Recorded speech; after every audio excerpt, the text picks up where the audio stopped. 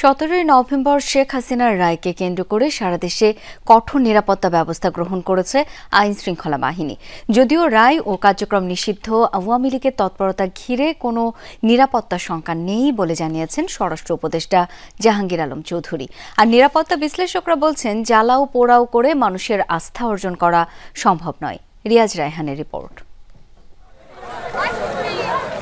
ক্ষমতাচ্যুতির প্রায় 15 মাস পর প্রকাশ্যে রাস্তা অবরোধ কর্মসূচি কার্যক্রম নিষিদ্ধ, আওয়ামী লীগের যান চলাচল বন্ধ, লাঠি সোঁটা নিয়ে নেতাকর্মীদের অবস্থান রাস্তায়।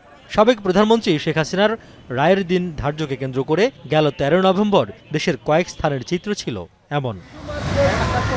13 নভেম্বর রাজধানীতে অপ্রীতিকর কিছু না ঘটলেও এবার আরও সতর্ক অবস্থানে আইনশৃঙ্খলা বাহিনী। পেট্রোল কার্যক্রম, বিভিন্ন গুরুত্বপূর্ণ এবং কৌশলগত স্থানে চেকপোস্ট বসানো, এর বাইরে বিভিন্ন গুরুত্বপূর্ণ স্থাপনাগুলো যেগুলো রয়েছে সেগুলোতে আমাদের স্ট্যাটিক ডিউটিগুলো থাকে, এটা তো আছেই। তার উপরে আমাদের গোয়েন্দা নজরদারিও থাকছে।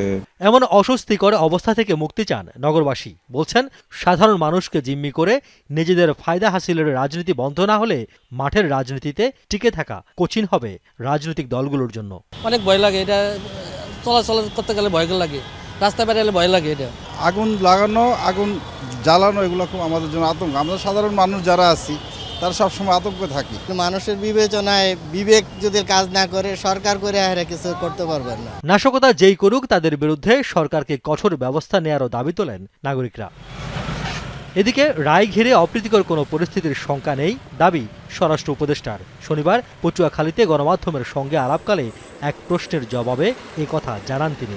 আইন শৃঙ্খলা বাহিনী তাদের যা যার প্রস্তুতি নেওয়া নিয়েছে এবং এটার ক্ষেত্রে কোনো ধরনের কোনো রকম কারো কোনো আশঙ্কা নেই। এটা খুব ভালোভাবে হয়ে যাবে এবং আমাদের যার যার দায়িত্ব আমরা সবাই ভালোভাবে করতে পারবো এবং কোনো ধরনের কোনো বিশৃঙ্খলা বা কোনো কিছু হবে না।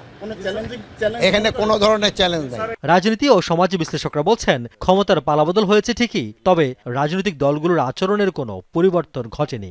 আমাদের এখানে দীর্ঘ সময় ধরে প্রেক্ষাপটটাই দাঁড়িয়েছে এরকম যে সংঘাত সহিংসতা সৃষ্টি করে জিম্মি করে দাবি আদায় করা। এই প্রসঙ্গগুলোর যে 5ই আগস্টের পরে খুব একটা বেশি যে পরিবর্তন হয়েছে সেটাও আমরা দেখি না।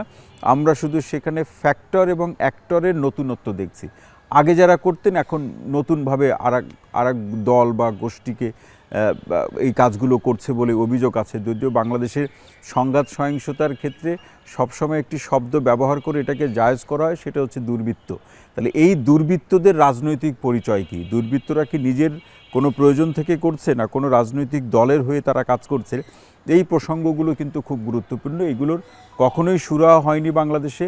আচরণগত পরিবর্তন না ঘটলে রাজনীতি ও সমাজের গুণগত মানেরও উন্নতির কোনো সম্ভাবনা নেই বলে মনে করেন এই গবেষক।